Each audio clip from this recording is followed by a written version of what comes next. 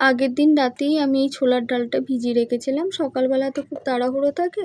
তো চলো একটা মিহি পেস্ট করে নিলাম। ওই 1 ইঞ্চি মতো আদা, 2টো মতো কাঁচা লঙ্কা, 1 চিমটি মতো নুন দিয়ে ভালো করে এটা ফেটাতে থাকবে। আর বাটিতে জল দিয়ে দেখবে যে এটা ভেসে উঠছে কিনা। আলু দিয়ে ঝিঙে দিয়ে এই ডালের বড়া তরকারিটা করব।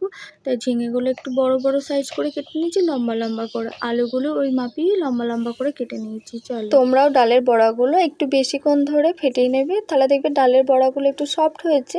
আর সফট হলেই ওর ভেতরে ঝোলটা তত টানবে, আর ঝোলটা যত টানবে দেখবে বড়াগুলো সফট হবে, আর খেতে কিন্তু খুব ভালো হয়ে থাকে বড়াগুলো। আমি বড়াগুলো দুবার করে ভেজে নেব। আর এই আলু দিয়ে ঝিঙে দিয়ে বড়ার ঝোলটা এত সুন্দর খেতে হয়ে থাকে না। তোমরা নিরামিষ দিনে জিরে আদা দিয়েও এই ঝোলটা করতে পারো। আমি রসুন দিয়ে করেছি, রসুনের গন্ধে টেস্টটা খুব ভালো হয়ে থাকে। আমি কালো জিরে ফোড়ন দিয়েছি, আর লম্বা লম্বা করে আলুগুলো কেটে একটু ভালো করে ভাজতে দিয়ে দেবো। চলো মশলাটা করে নিই। রসুন দিয়েছি, আর 1 চামচ মতো জিরে দিচ্ছি, আর 3 থেকে 4টে মতো কাঁচা লঙ্কা দিয়ে একটা সুন্দর পেস্ট করে নিলাম। ওইদিকে আলুগুলো দেখো ভাজা হয়ে গেছে, এবার ঝিঙেগুলো ভাজতে দিয়ে দিলাম। চলো দেখো ঝিঙেগুলো লাস্টে ভাজতে দিয়েছি, কেন আলুর সঙ্গে ভাজতে দিলে তো জল কেটে যাবে, তো ঝিঙে দিয়ে সবসময় জল বেরোয়, দিনে ঝিঙেগুলো লাস্টে ভেজে নিলাম।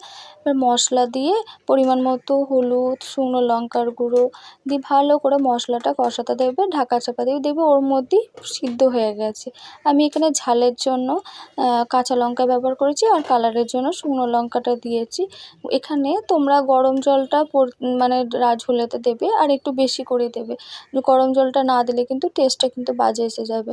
আর এদিকে বড়াটা দেখো কতটা সফট হয়েছে, তোমাদের একটা হাতে ভেঙে দেখালাম। ঝোলটাও ফুটে গেছে। এবার আমি বড়াগুলো দিয়ে 2 মিনিট মতো ফোটাবো। আর ঘরে থাকা ওই ধনে জিরে যে ভাজা মশলাটা হয় ওটাই নামানোর মুখে দিয়ে দেবে। দেখবে এত সুন্দর খেতে হয়ে থাকে না।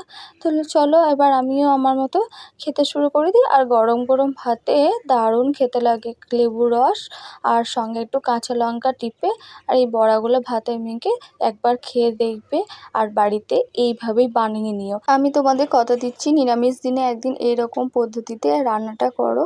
তোমাদের আর কিচ্ছু এর সঙ্গে আলাদা রেসিপি করতে হবে না, 1 থালা ভাত এমনি উঠে যাবে।